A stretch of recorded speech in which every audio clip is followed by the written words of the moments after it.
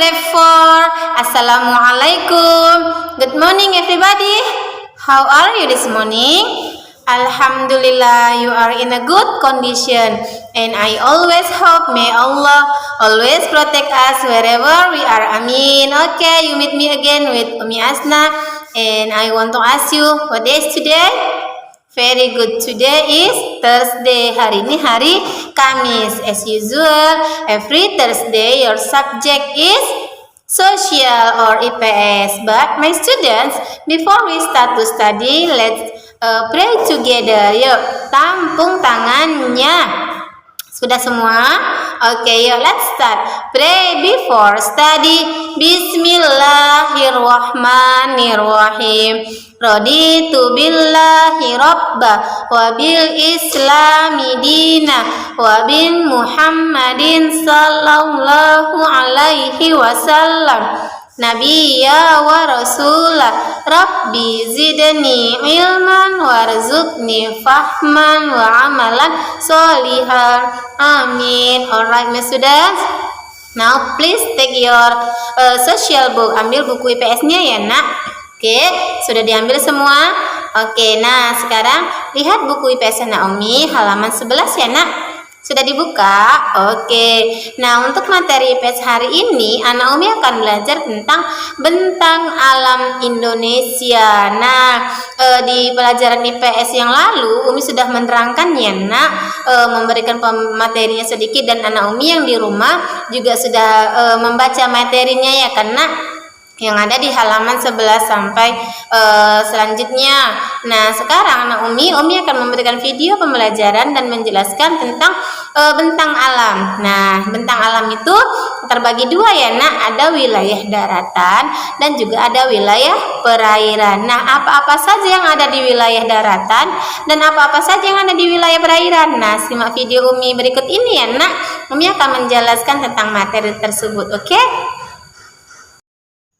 Bentang alam. Bentang alam dibagi dua ya nak, ada namanya wilayah daratan dan wilayah perairan. Di wilayah daratan ada pegunungan, gunung, dataran tinggi, dataran rendah, dan pantai. Bentang alam yang kedua yaitu wilayah perairan. Nah, untuk wilayah perairan ada sungai, danau, laut, teluk, tanjung, dan selat. Nanti satu-satu kita bahas ya nak.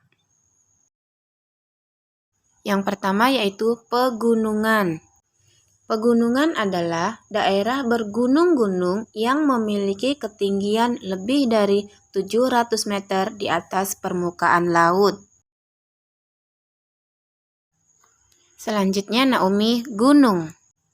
Gunung adalah permukaan tanah yang menjulang lebih tinggi dari daerah sekitarnya dengan ketinggian lebih dari 600 meter di atas permukaan laut.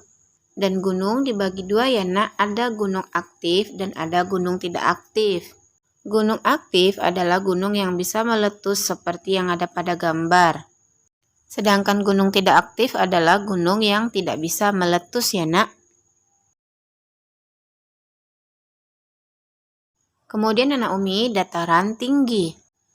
Dataran tinggi adalah daerah datar yang memiliki ketinggian lebih dari 400 meter di atas permukaan laut. Nah, daerah ini sangat cocok untuk dibuat sebagai lahan pertanian dan perkebunan ya nak, seperti perkebunan teh pada gambar.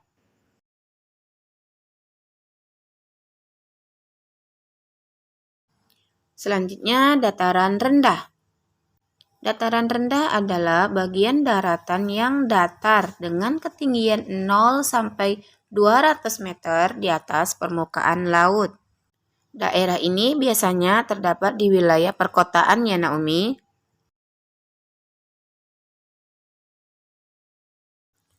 Wilayah daratan selanjutnya adalah pantai.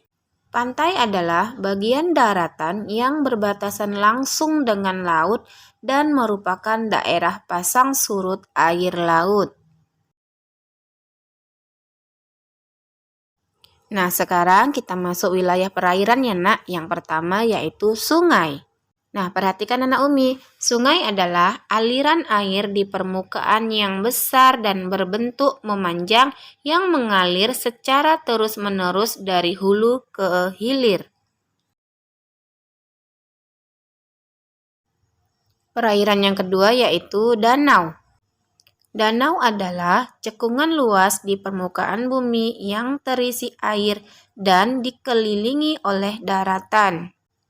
Nah, Naomi perhatikan gambarnya. Ini adalah contoh danau yang terluas di Asia Tenggara, yaitu Danau Toba yang ada di Sumatera Utara.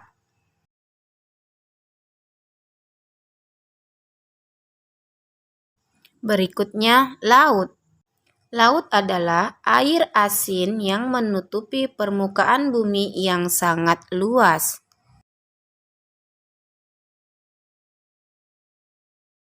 Nah, sekarang teluk. Apa itu teluk? Nah, perhatikan gambarnya, Nak. Teluk adalah perairan yang menjorok ke daratan. Lihat perairan yang melengkung itu ya, Nak. Itulah dia namanya teluk. Nah, sekarang tanjung. Nah, kalau tadi teluk perairan yang menjorok ke daratan, nah kalau tanjung kebalikannya ya, Nak. Tanjung adalah bagian daratan yang menjorok ke laut. Lihat itu, Nak. Ada bentuk daratan yang menuju ke laut ya. Nah, berikutnya Naomi, selat. Apa itu selat? Selat adalah laut sempit yang ada di antara dua pulau. Nah, ini contoh gambar selat ya, Nak. Laut sempit yang menghubungkan antara Pulau Sumatera dengan Pulau Jawa, yaitu Selat Sunda. Nah, Anak Umi semua, itulah materi IPS kita untuk hari ini, yaitu tentang bentang alam, wilayah perairan, dan juga wilayah daratan. Sampai di sini dulu ya, Nak, pembelajarannya untuk hari ini. Ada yang tidak paham atau ada yang tidak dimengerti, boleh tanyakan ke Umi ya, Nak Umi. Tetap terus semangat belajar walaupun belajarnya dari rumah dan jaga kesehatan anak Umi semua. Umi akhiri, Assalamualaikum warahmatullahi wabarakatuh.